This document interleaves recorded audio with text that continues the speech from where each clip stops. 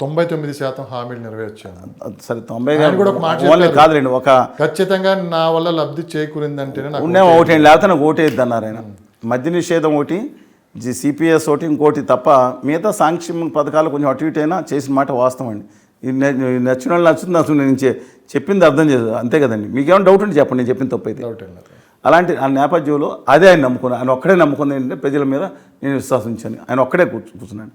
కానీ అంతా ప్యాలెస్లో కూర్చుని ప్రజలకు కలవపోవటం అహం అండి. నేను 5వ పాయింట్ అంటున్నాను. అహం అనేది కేసీఆర్ గారు పాలన, ఆ దళిత బంధు, తర్వాత 2 బెడ్రూమ్ హౌసెస్లో ఫెయిల్ అయ్యారు. అంటే 5% నుంచి మిగతా అందరూ యాంటీ అయ్యారు. అహంకారం, కాళేశ్వరం తప్ప మిగతా అడ్మినిస్ట్రేషన్ కానీ, మిగతా లా అండ్ ఆర్డర్ కానీ, లేకపోతే సాఫ్ట్వేర్ ఎక్స్పోర్ట్మెంట్. కేసీఆర్ గారు ఉన్న సమాచారం ప్రకారం ఆంధ్రప్రదేశ్లో మళ్ళీ జగనే రాబోతారని ఆయన సంగతి వదిలిపెట్టలేదు. ఇంతకుముందు 2014 కూడా చెప్పారండి.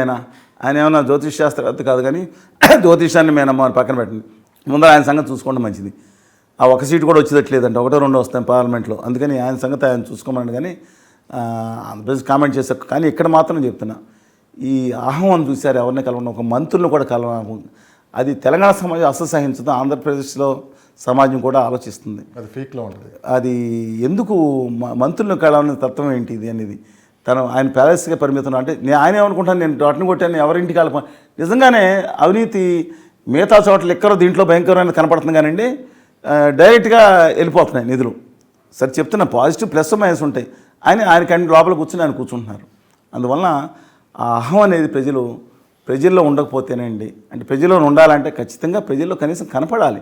తన తోటి ఎమ్మెల్యేలకి అపాయింట్మెంట్, ధర్మదర్శనం ఏదో ఉంటుంది కదండి, ప్రత్యేక దర్శనం కాకుండా ధర్మదర్శనంతో అందరూ పాటిస్తే కాదు.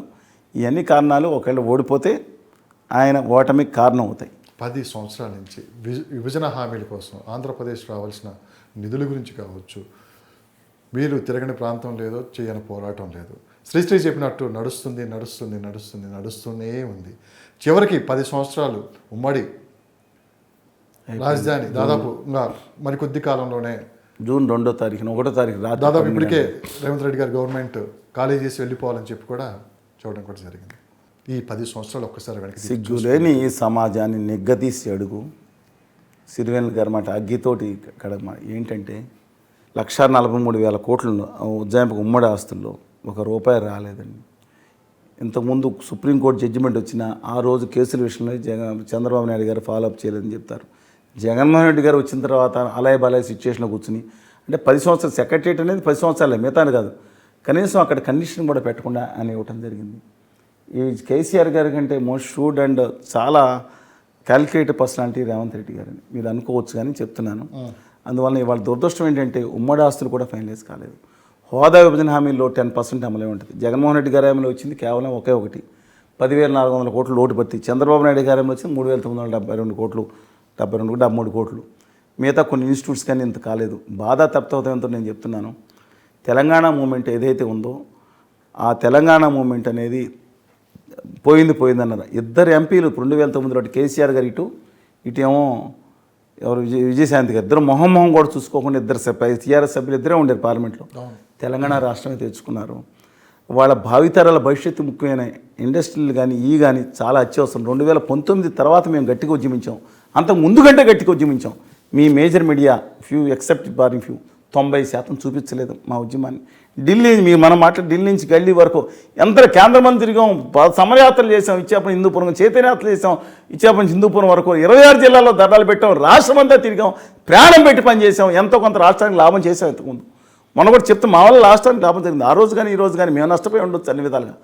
కానీ వాళ్ళని దయచేసి అందరూ విజ్ఞప్తి చేస్తున్నాను, విష్ణుమూర్తిని తీసుకొచ్చి కూర్చోబెట్టినా కాదని, ప్రత్యేక హోదాలో దాంట్లో వచ్చే రాయితీలు, ఇన్సెంటివ్స్ కనుక మనకు వస్తేనే బాగుపడింది. ఏదో తూతు మంత్రంగా ఆ జార్ఖండ్లో ఇచ్చినట్టు ఇక్కడ ఇచ్చినట్టు కార్ల కర్మకారం లేదా ఇంకోటి కర్మ ఇచ్చాం. అది కూడా చంద్రబాబు నాయుడు గారు అన్నీ ఆంధ్రప్రదేశ్కి రావాల్సినవి అక్కర్లేదని చెప్పి చాలా కష్టపడి తీసుకొచ్చింది ఒక కర్మాగారం.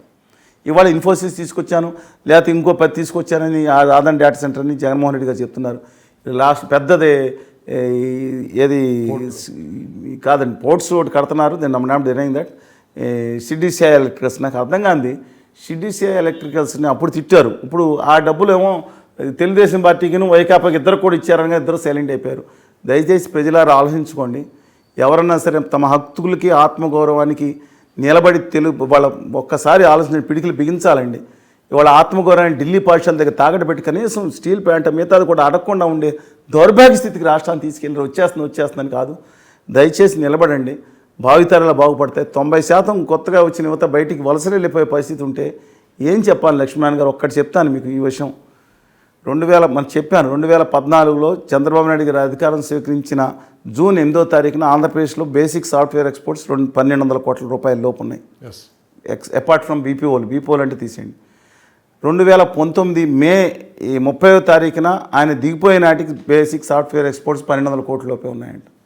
పురంధేశ్వరి గారు లేఖ ఇస్తే కేంద్ర ప్రభుత్వం ఇచ్చింది.